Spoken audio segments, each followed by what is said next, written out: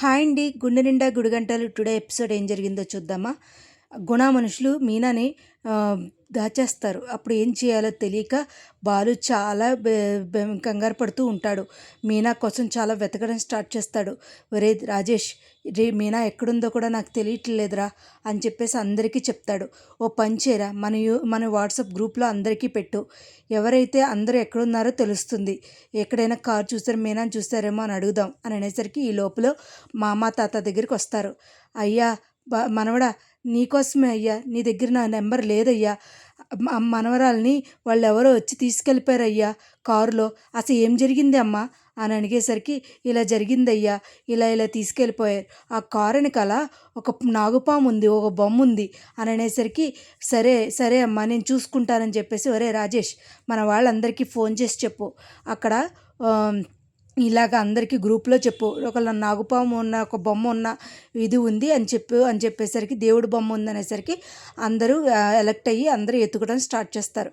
ఓ పక్క నుంచి దినేష్ గారు వచ్చి, ఏంటి బాధపడుతున్నావా, నీ మొగుడు నువ్వు ఎక్కడున్నావో కూడా కనిపెట్టలేడు తెలుసా, నువ్వు ఎక్కడున్నావు అనేసరికి, నాకు దాహం వేస్తుందిరా తీసుకురా, నాకు మంచినీళ్ళు కావాలి అని అనేసరికి దినేష్ తీసుకొచ్చి వాటర్ పట్టిస్తాడు. వాటర్ పట్టించి ఆ వాటర్ని తాగినట్టే తాగి ముఖం మీద ఊసేసరికి మాస్క్ తీసేస్తాడు దినేష్ మాస్క్ తీసేసరికి, ఇంతకీ చూస్తే నువ్వా, ఒరే నీ సంగతి మా ఆయనకి తెలిస్తే ఏమవుతుందో తెలుసా, ఒకసారి జైలుకి వెళ్ళావు అయినా బుద్ధి లేదురా, నా చేతుల్లో దెబ్బలు తిన్నావు బుద్ధి లేదురా, నీకు తెలుస్తుందిరా, ఒక్క నిమిషం ఆగరా, నీ సంగతి మా ఆయనకి తెలియాలి అప్పుడు చెప్తాను అని చెప్పేసి అనుకుంటూ ఉంటారు. మీ ఆయన ఏమీ పీకలేడు, నువ్వేం చేయలేవు, ఇక నీ చేతులు ఉండవు, ఎందుకంటే అవి గోల్డ్ పీకేస్తానని చెప్పేసి గోల్డ్ కత్తిరించేస్తాను, ఇలాగ గేళ్ళు కత్తిరించేస్తానంటాడు. అనేసరికి ఇలాగ కాసేపు వెళ్ళిపోయి తాగుతూ ఉంటాడు. పాపం బాలు అయితే బాగా వెతుకుతాడు. అందరూ వాట్సాప్ గ్రూప్లో అందరూ వచ్చి ఎలాగైనా సరే మీనా ఎక్కడుందో కనిపెట్టాలిరా అని ఫ్రెండ్స్ అందరూ అనుకుంటారు. ఒరే నువ్వు మాకు సాయం చేస్తావు, నీకు మేము సాయం చేయలేమా అనుకుంటూ ఉంటారు. ఈ లోపల అందరూ వెతుకుతూ ఉంటారు. ఈ లోపల తన కింద ఉన్న వాడిని పిలిచి, దినేష్ ఒరే బిర్యానీ తీసుకురారా అంటే వాడు వెళ్తాడు. వాడు వెళ్తూ ఉండగా అక్కడ మన బాలు వాళ్ళ ఫ్రెండ్లో ఒక అతను చూస్తాడనమాట. పలానా కారు మీద బొమ్మ ఉండడం చూస్తారు. ఒరే బాలు, నేను ఇప్పుడే రామాలయం దగ్గర పలానా చోట రామాలయం దగ్గర చూశాను, చూసి అతను బొమ్మ ఉందిరా అని అనేసరికి, అరే ఎక్కడ అది, నేను వస్తాను నువ్వు ఫాలో చేయనేసరికి, ఒరే నేను ఒక చోట స్ట్రక్ అయిపోయాను అక్కడ నాకు ఫాలో కనబడలేదురా అనేసరికి, నేను అక్కడికి వస్తున్నాను అంటే, రే రాజేష్ వాడికి ఇలా కనబడిందంట, ఓకే రా బాలు నేను కూడా అక్కడికే వస్తున్నానంటాడు. వచ్చేసరికి అక్కడ ఎవరూ కనబడరు. పాపం బాలు చాలా ఫీల్ అవుతాడు, కంగారు పడుతూ ఉంటాడు. అయ్యో మీనాకి ఏమైందో, మీనా ఎక్కడుందో అనుకుంటూ ఉంటాడు. ఈ లోపల దేవుడా నువ్వే చూడాలి, నా మీనాని సురక్షితంగా ఉంచాలి, నా మీనా నాకు కావాలి అంటూ చాలా వేడుకుంటాడు.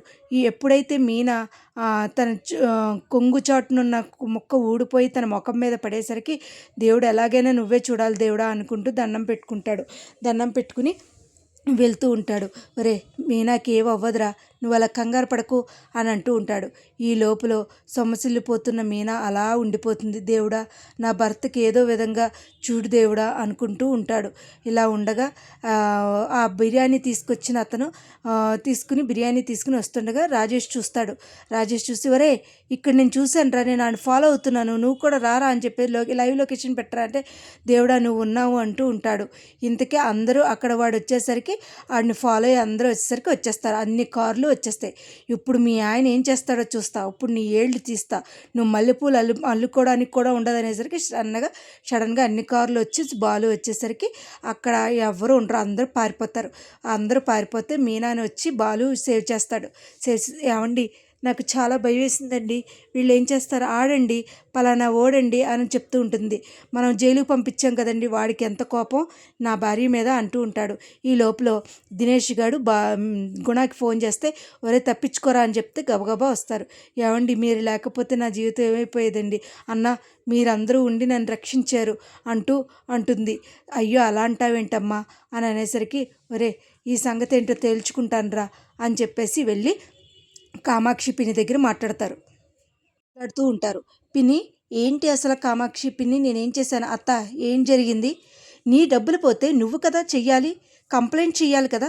అదేంటి మా అమ్మ ఎందుకంత ఇదవుతుంది, నువ్వేం మాట్లాడకుండా ఉన్నావు, అసలు ఏం జరుగుతుంది అత్త అనేసరికి, ఏం లేదురా నాకేం తెలీదు, నా కందిపప్పు డబ్బాలో 2 లక్షలు పోయినాయిరా, అవి నావు కాదురా, మరి నీ కాకపోతే ఎవరి, అదేంటి అత్త పద పోలీస్ స్టేషన్ కంప్లైంట్ ఇద్దామంటే, లేదురా నేను రాను ఎక్కడికి, సరే అయితే పోలీసులు ఇక్కడ, వద్దురా తీసుకురాకు, ఒరే అవి నా డబ్బులు కాదురా మీ అమ్మ డబ్బులు, అదేంటి మా అమ్మ నీకు ఎన్ని లక్షలు ఇచ్చి వడ్డీలు తిప్పుతుంది, ఎంత వడ్డీలు తీసుకుంటుంది, లేదురా ఇలాగా మీనా వాళ్ళ తమ్ముడిని సేవ్ చేస్తే లాయరు 2 లక్షలు ఇస్తానంటే అందుకనేనా, అంత దయ ఎలా కలిగిందా అని అనుకున్నాను నేను, ఆవిడ దగ్గరే తేల్చుకుందాం పదండి అని అనేసరికి, అత్త ఇందులో నీ హస్తము ఉంటే కనుక ఊరుకోను అని చెప్పేసి, నేను కాఫీ పెట్టడానికి వచ్చినందుకే ఇలా చేశారా పిన్ని, అస్సలు ఊరుకోను అనేసరికి, ఈ లోపల ఇంటికి వచ్చేసరికి ప్రభావతి అటు ఇటు తిరుగుతుంది.